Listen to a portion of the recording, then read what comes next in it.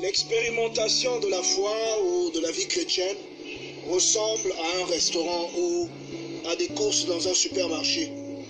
Lorsque nous allons dans un supermarché, nous ne pouvons pas acquérir tous les articles qui sont exposés, sauf si nous avons un compte bien garni, sauf si nous avons suffisamment d'argent dans notre carte de crédit.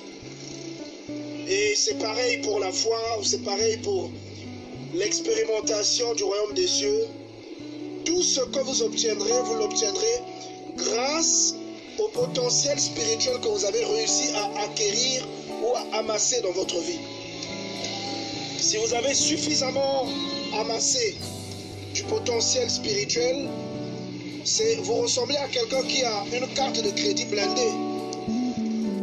Les personnes qui prient beaucoup ressemblent à des personnes très riches sur cette terre. Elles ressemblent à des personnes qui ont des comptes remplis et des personnes qui peuvent s'acheter tout et n'importe quoi, qui peuvent s'offrir des folies. Si Donald Trump peut payer un avion parce qu'il a de l'argent, eh bien une personne qui prie beaucoup dans le monde spirituel, elle peut se payer l'équivalent d'un avion. Grâce à son avion, Donald Trump peut se rendre n'importe où. Avant même qu'il ne devienne président des États-Unis, il pouvait se rendre n'importe où grâce à son avion personnel, grâce à son Boeing personnel. Et une personne qui conduit une voiture, aussi chère soit-elle, n'ira pas plus vite qu'une personne qui conduit un avion. Et il se passe le même phénomène en esprit.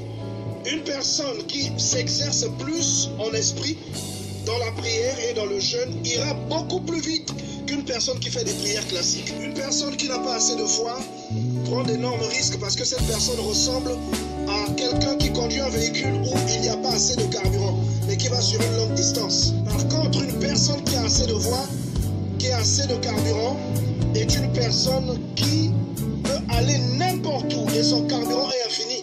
À cause de sa foi, notre foi fait alors office de carburant dans notre vie spirituelle. Ce n'est pas parce que vous entrez dans un supermarché et que vous ne pouvez pas payer une télé 52 pouces, une télé 3D, et que vous pouvez seulement sortir de ce supermarché avec un yaourt, que le supermarché ne propose pas la télé que vous n'avez pas pu acheter.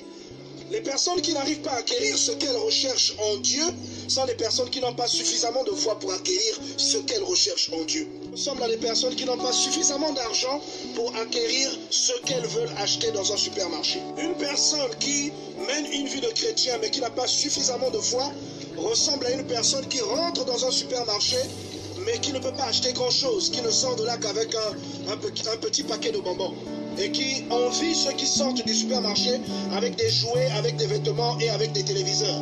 Ces personnes ont travaillé pour pouvoir amasser suffisamment d'argent et faire les achats à la hauteur de leurs besoins. Si vous voulez obtenir des choses de la part de Dieu, vous avez intérêt à vous exercer spirituellement, à pratiquer la prière et le jeûne et à mener une vie de sanctification. Dans le royaume des cieux, la foi ressemble à ce potentiel pécunier que nous avons l'habitude d'utiliser sur terre pour acquérir des biens durables.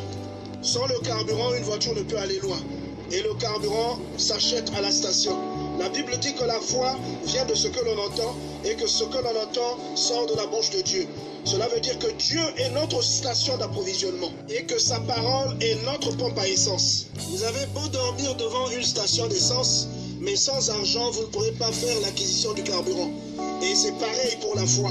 Vous pouvez lire la parole de Dieu, mais sans la foi, vous ne pourrez jamais acquérir le potentiel spirituel dont votre esprit a besoin. Lorsque quelqu'un est malade, il peut se payer un traitement auprès d'un médecin.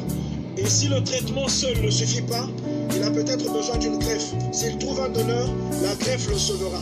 Et lorsque quelqu'un prie, il peut, grâce à la prière, recevoir ce pourquoi il est en train de prier. Et si sa prière seule ne suffit pas à cause de sa foi, une personne qui a beaucoup de foi peut, grâce à sa prière, sauver la vie de la personne qui est dans le besoin. Cela ressemble à une greffe.